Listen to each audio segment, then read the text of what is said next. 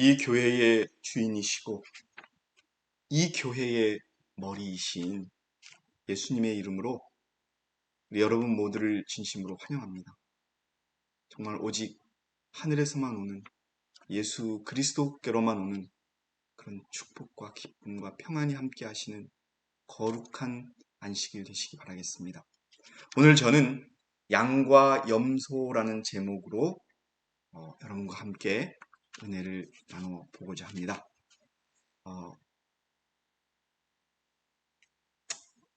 여러분들이 지금 양과 염소를 보고 계시는데요. 조금은 모양이 좀 다릅니다. 우리의 마음속에, 우리의 머릿속에는 양은 좀 순하고 염소는 좀 거칠어. 이러한 그 선입견들이 지금 잡혀 있지요. 그렇게 우리의 마음속에 잡혀 있을 거라고 생각합니다. 근데 저는 어린 양은 사실 이렇게 예쁜 양은 보지 못했습니다. 제가 외국에 일을 보러 갔을 때 아주 더러운 양들은 많이 봤어요. 그런데 염소는 아주 검은 흑염소는 어렸을 때부터 저희 아버지께서 키우신 적도 있었습니다. 우리가 어린 양이라고 해서 양은 예수 그리스도를 상징하고 있어요. 그래서 양이 의롭고 또 더 좋은 것으로 이렇게 우리가 표현할 수 있는 그런 상황이죠. 그래서 요한복음 1장 29절에는 그 다음날 요한이 예수께서 자기에게 오시는 것을 보고 말하기를 보라, 침례 요한이 예수를 보고 이야기하는 겁니다. 세상 죄를 제거하는 하나님의 어린 양이다 라고 이렇게 표현을 하는 성경 구절이 있습니다. 그래서 양은 그리스도를 의미하고 어린 양은 어린 양의 그 피는 그리스도가 십자가에서 피를 흘리셔서 죄인을 위하여 흘리신 그 피라고 하는 그러한 또 의미를 갖고 있다는 것을 우리가 다 알고 있습니다. 반면에 염소는요, 사단의 죄를 없애는 도구로 쓰여지고 있음을 여러분이 잘 알고 계실 겁니다. 대속제일에 흑염소라고 나오네. 염소 두 마리를 택해서 하나의 염소는 제비뽑기를 하죠. 하나의 염소 제비뽑혀서 백성을 위해서 뽑힌 거는 여기서 잡고 또 아사셀 속죄 염소로 뽑힌 염소에게는 그대로 산채로 두었다가 그 염소에 안수하고 광야로 보내는. 그래서 양과 염소가 서로 의롭고 의롭지 않은 것을 의미하는 것으로 우리가 읽혀질 수 있습니다. 그런데 예수께서 이 땅에 다시 오실 때 양과 염소를 갈라놓으시겠다라고 말씀하십니다. 오늘 우리가 읽은 성경 구절인데요. 인자가 그의 영광 중에 오고 또 모든 거룩한 천사들이 그와 함께 오면 그때 그가 그의 영광의 보좌에 앉으리니 그 앞에 모든 민족들을 모아놓고 마치 목자가 양들을 염소들에서 갈라놓듯이 그들을 따로 갈라놓으리라. 그리하여 양들은 그의 오른편에 염소들은 그의 왼편에 세워두고 라고 하는 그러한 말씀을 하십니다. 예수께서 이 땅에 재림하실 때 오셔서 양과 염소를 갈라놓으신다는 것이죠. 그렇다면 저는 여러분과 저희 모두가 오른편에 갈려지는 양이 되기를 원합니다. 자, 성경에 보면은 양과 염소의 이야기가 나오는데 처음으로 나오는 양과 염소의 이야기는 야곱과 라반의 거래에서 나옵니다. 여러분 아시죠? 그 라반에게 속아서 14년이나 이제 그 라반 밑에서 일을 하게 되는 야곱의 그 사정이 있었습니다. 그때 야곱이 이제 라반에게 묻는 거예요. 창세기 30장 30절 31절을 보니까 그런데 이제 나는 언제 내 집을 마련하는가 라고 하니 라반이 말하기를 내가 내게 무엇을 주랴 라고 답하는 거지. 그러니까 제대로 임금도 주지 않고 야곱을 부려먹은 거죠. 딸을 주겠다고 하는 그러한 약속을 해놓고서 그때 이제 야곱이 이렇게 요청을 하지요. 양들 중에서 얼룩얼룩하고 점 있는 양들과 모든 갈색 양들 또 염소들 가운데 점 있고 얼룩얼룩한 것들을 가려내리니 그래서 여기서는 양과 염소를 갈라내는 것은 아니라 좀 얼룩얼룩한 양과 염소, 그렇지 않은 양과 염소를 구분해서 얼룩얼룩한 것들은 제가 가질 테니 당신은 깨끗한 양과 염소를 가지십시오라고 해서 이제 품삯을 받겠다는 이야기가 나오죠. 그래서 여러분 어떡하십니까? 하나님께서 축복해 주셔서 야곱에게 아주 튼튼하고 건강한 양과 염소를 주셔서 아주 큰 부자가 되었다는 이야기입니다. 이 이야기가 이제 성경에 나오는 양과 염소의 첫 번째 이야기입니다. 이 이야기는 양과 염소를 구분하는 것은 아니지만 어쨌든 어떤 양이냐 어떤 염소냐를 또 구분하는 이야기가 되겠지요. 또 이제 재밌는 것은 숫양과 숫염소가 싸우는 이야기가 다니엘서 8장에 나와요. 그래서 양과 염소는 같이 할 수 없는 그러한 어떤 동물들이다라고 하는 것을 나타내고 있지요. 그래서 메데 페르시아를 상징하는 숫양과 그리스를 상징하는 숫염소가 붙더라. 다니엘 8장에 보시면 그러한 얘기들이 있는 것처럼 성경에는 양과 염소의 이야기가 여러 군데 있습니다. 그러나 그 양과 염소가 하나가 되지는 못하고 서로 나뉘어지는, 다투고 나뉘어지고 구분되는 그런 의미로 우리들에게 제시되고 있습니다. 자, 아사셀 염소의 이야기를 좀 드리겠습니다. 레위기서 16장 20절, 21절에 보니까 아론은 두 손으로 살아있는 염소의 머리에 안수하여, 이게 이제 아사셀 염소입니다. 속죄 염소죠. 이스라엘 자손의 모든 죄악과 그들의 죄들 가운데 있는 모든 죄과를 고백하여 그 죄들을 그 염소의 머리에 얹어서 적합한 사람의 손을 통해 광야로 보낼 것이요. 자, 두 마리의 염소가 있었죠. 제비를 뽑아서 하나는 백성을 위해서 잡는 염소가 있고요.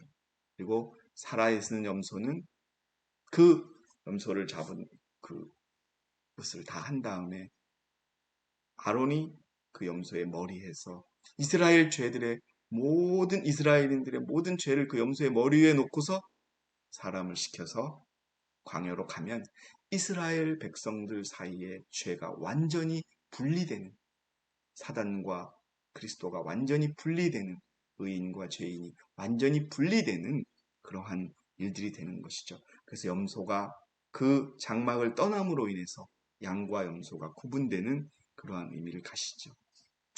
대속제일에 두 염소 새끼를 성막문으로 끌어왔고 두 염소를 위하여 제비를 뽑아 한 제비는 여호와를 위하여 한 제비는 아사셀을 위하여 하였다. 먼저 뽑힌 염소는 백성을 위한 속죄 제물로 죽임을 당해야 했다.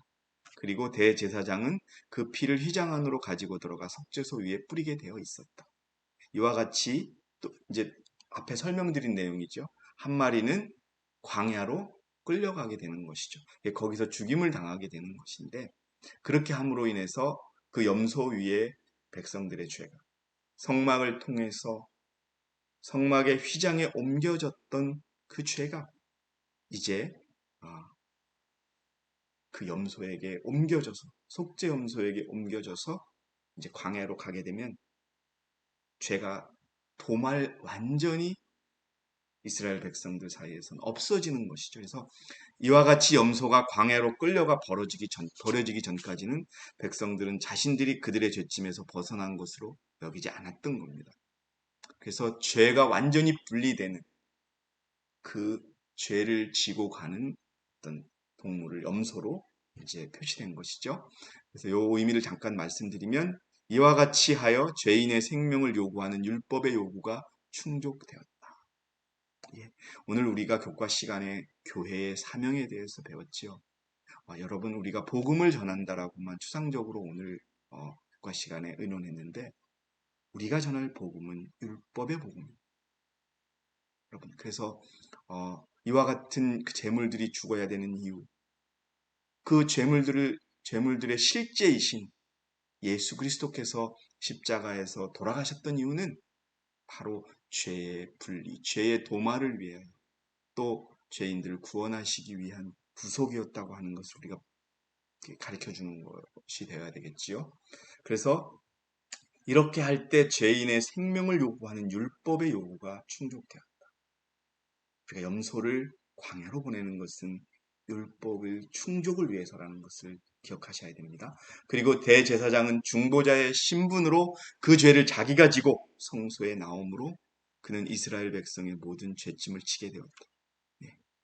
그리고 죄를 담당한 이 염소가 광야로 내보내졌을 때 죄가 백성에게서 영원히 분리된 것으로 그들은 생각하였다. 지금 여러분 대속죄일입니다. 우리들에서 양은 주의 장막으로 이제 이 죄를 담당한 염소는 광야로 보내지는 때라고 하는 것을 기억해 주시기 바랍니다. 이것은 사단이 이 땅에서 추방당하는 것입니다. 그와 똑같은 방법으로 하늘 성소의 속죄 사업, 여러분 이 사업이 지금 이루어지고 있는 거예요. 양은 죽임을 당하고 염소는 죄를 지어서 죽임을 당하는 그러한 일들이 벌어지는 것이지요. 하나님과 천사들과 구속받은 큰 무리들 앞에서 하나님의 백성의 죄는 사단에게 옮겨져. 왜요? 죄가 그들에게 왔기 때문에. 죄의 창시자요 시초자가 사단 아닙니까? 그들로부터 시작되던 죄가 그들에게 돌아가는 것이지요. 그리하여 그들은 그들을 유혹하여 범하게 한 모든 죄의 책임을 사단이 져야 할 것으로 선고될 것이다. 마치 아사셀 염소가 사람이 살지 않는 지역으로 쫓겨났던 것처럼 사단도 쓸쓸한 지구 곧 거민이 없고 황량한 광야로 추방당할 것이다. 그래서 여기서도 염소가 죄를 지고 가는 그러한 동물로 나오게 됩니다. 자, 그럼 그리스도의 재림 시에는 어떤 일이 일어날까요? 다시 한번 말씀드리지만 인자가 오시면 그 앞에 모든 민족을 모아. 이 모든 민족은 나라가 아닙니다. 한 개인과 개인을 모아놓고 목자가 양들을 염소에게서 갈라놓듯이 양과 염소가 섞여 있는 거예요. 비록 하나님의 교회 아니라고 할지라도 누구는 양이 될 수 있고 누구는 염소가 될 수 있는 거예요. 근데 그것을 갈라놓으신다는 거예요. 그리하여 양들은 그의 오른편에 염소들은 그의 왼편에 세워두신다는 겁니다.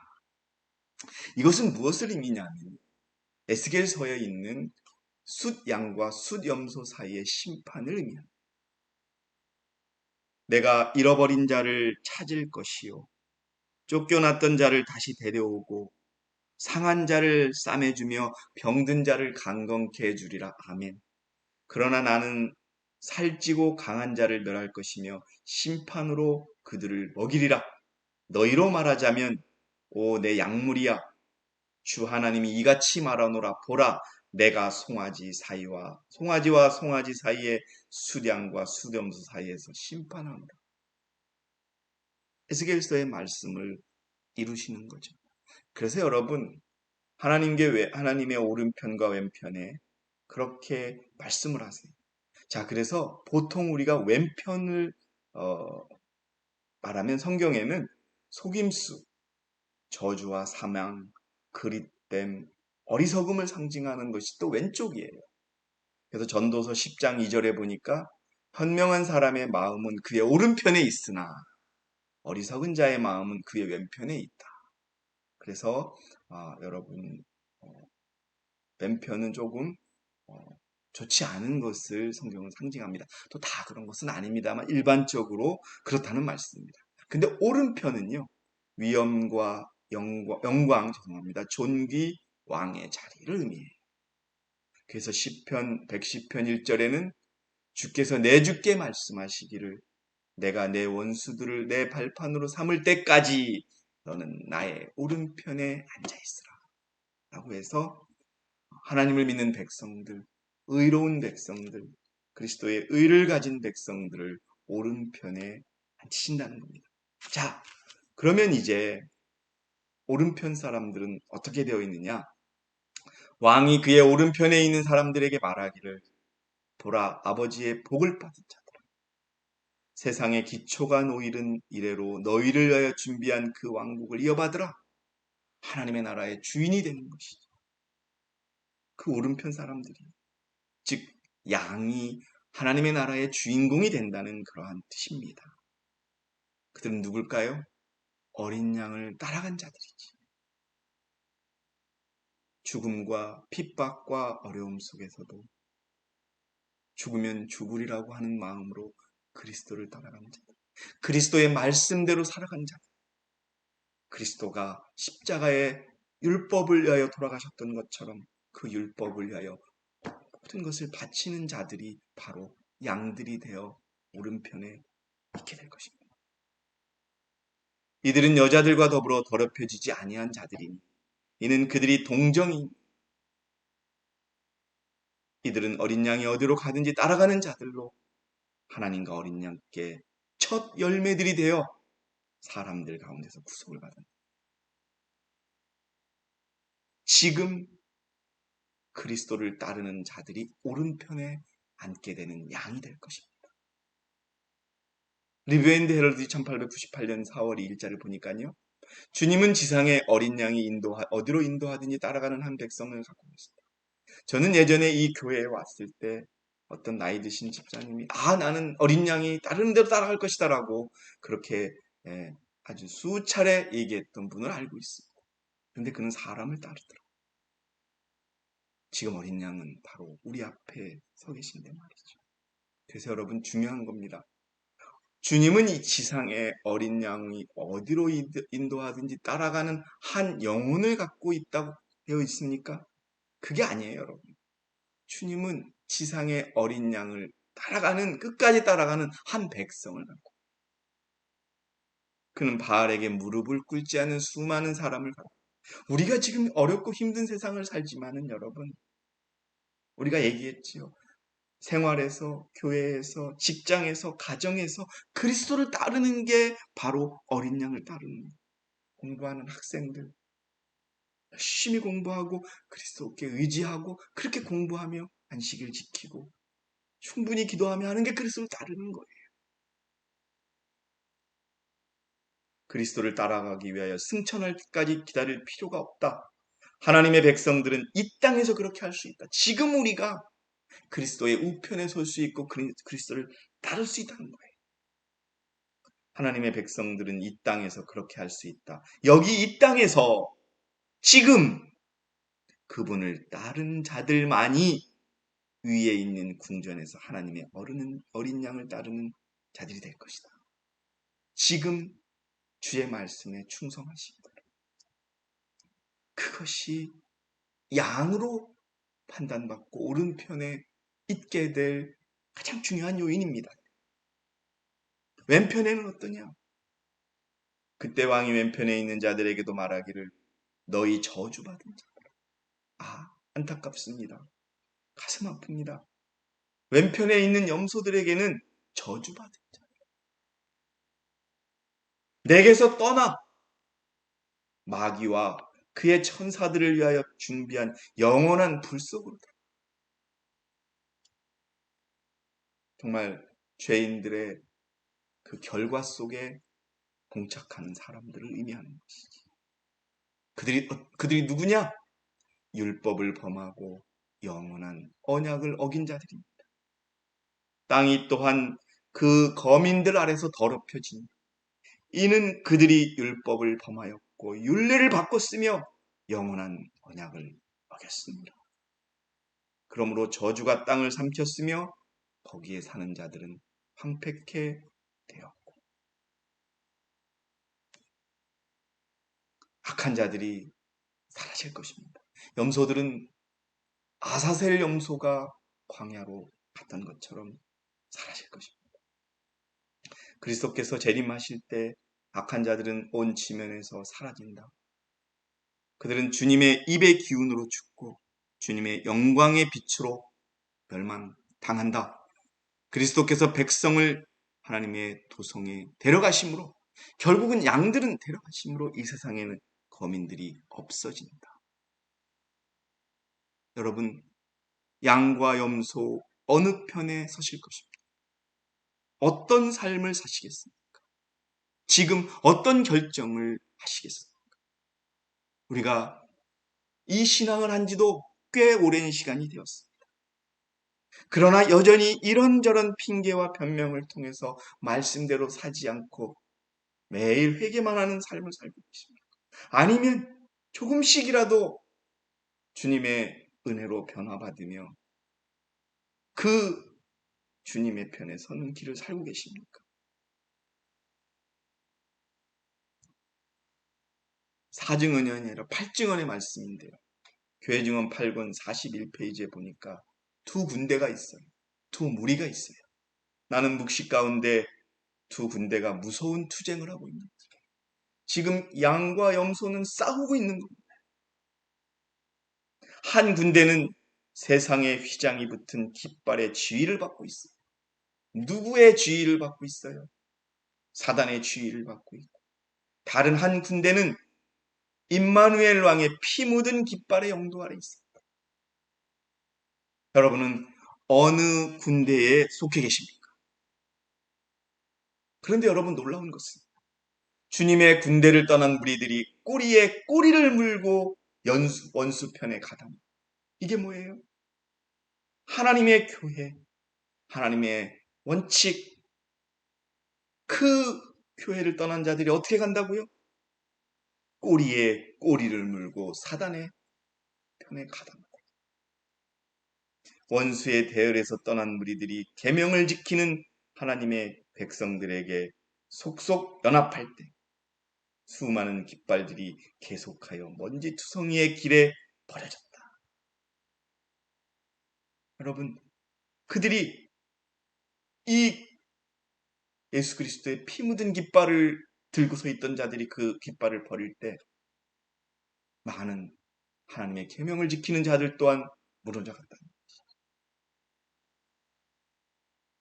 여러분, 양과 염소는 지금 결정된다고 하는 것을 여러분 기억하셔야 돼요. 그것은 매일 결정되는 것입니다.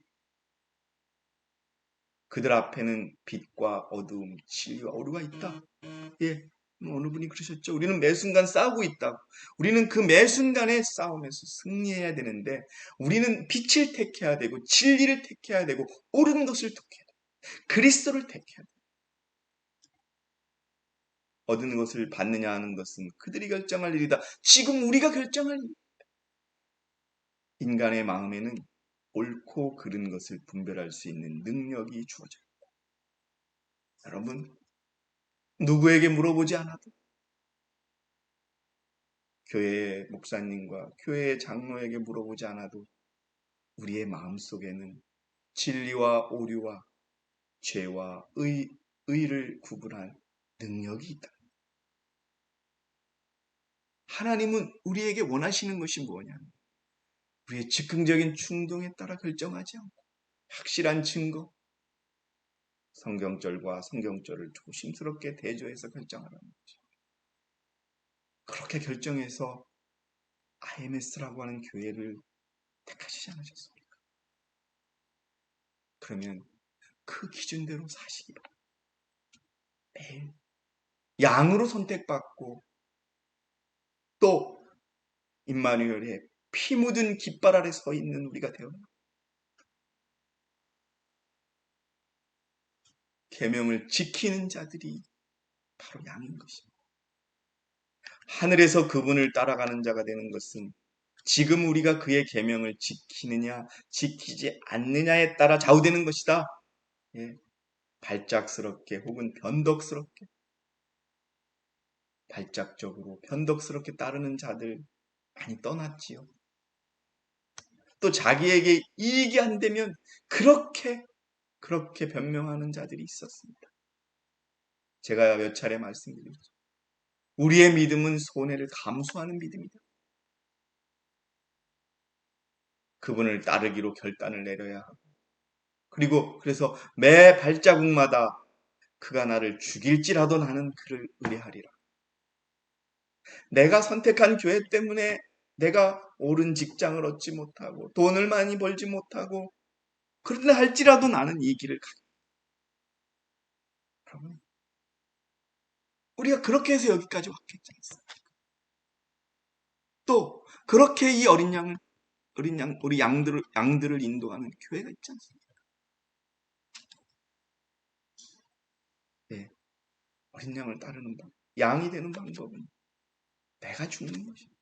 내가 너무 많이 살아있을 때 우리는 염소가 될 수밖에 없어요. 우리는 세상을 닮거나 무관심하고 죽은 상태에 놓인 신앙 고백자들을 본받았습니다. 우리의 믿음과 우리의 의를 이야기하면서 먹고 사는 것에 너무 비중을 두지 마시기 바랍니다. 자식들의 미래와 자식들의 삶에 대해서 너무 걱정하지 마시기 바랍니다.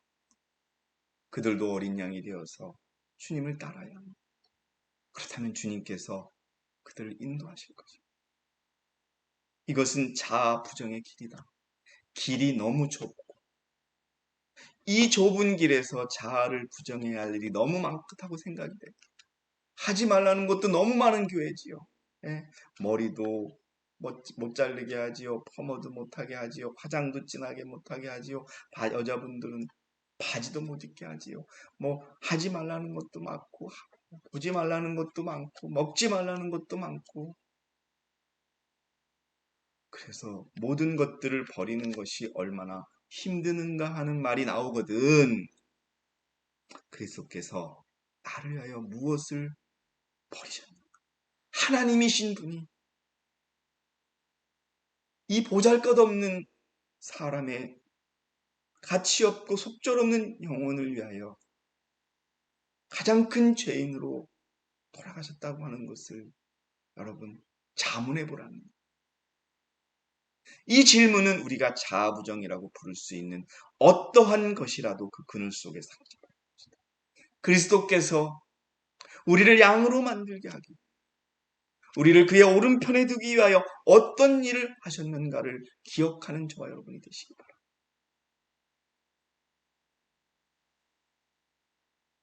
여러분 또 기억하실 것은 교회는 우리는 싸우고 있어요. 싸우는 중이에요. 염소와 싸우고 있고 사단과 싸우고 있고 악과 싸우고 있고 죄와 싸우고 있고 그렇기 때문에 우리는 아직 승리한 교회가 우리 사람들은 허물이 많아 보일 수가 있어요. 실수할 수도 있고 그러나 이 교회가 가지고 있는 교리와 이 교회가 가지고 있는 원칙들은 틀린 것이 하나도 없다는 것을 우리는 알고 있어야 되죠. 우리는 지금 거의 우상 숭배에 빠졌어요. 밤중과 같은 흑암 속에 있는 세상과 마주대하고 그래요. 우리는 매일 싸우고 있어요, 여러분. 그러나 싸움이 끝나고 승리를 거둘 날이 오고 있는 거예요. 우리 한국은 그 시험과 고통을 먼저 겪고 있는 것입니다. 하나님의 뜻이 하늘에서 이루어진 것처럼 땅에서도 이루어질 것이다. 그때에는 민족들이 하늘의 법을 소유하게 될 것이다. 모든 사람이 다 감사와 찬송의 두루마기 뭐예요? 곧 그리스도의 의의 옷을 입고 행복하게 연합된 하나님의 가족이 될 것이다. 하나님의 양들이 될 것이다. 하나님의 오른편에 있게 될 것이다. 이 교회는 싸우고 있어요. 우리는 투쟁하고 있어요. 여러분, 우리의 삶의 신앙이 기초가 되어야 돼요. 교회가 가장 중요한 그러한 대상이 되어야 합니다.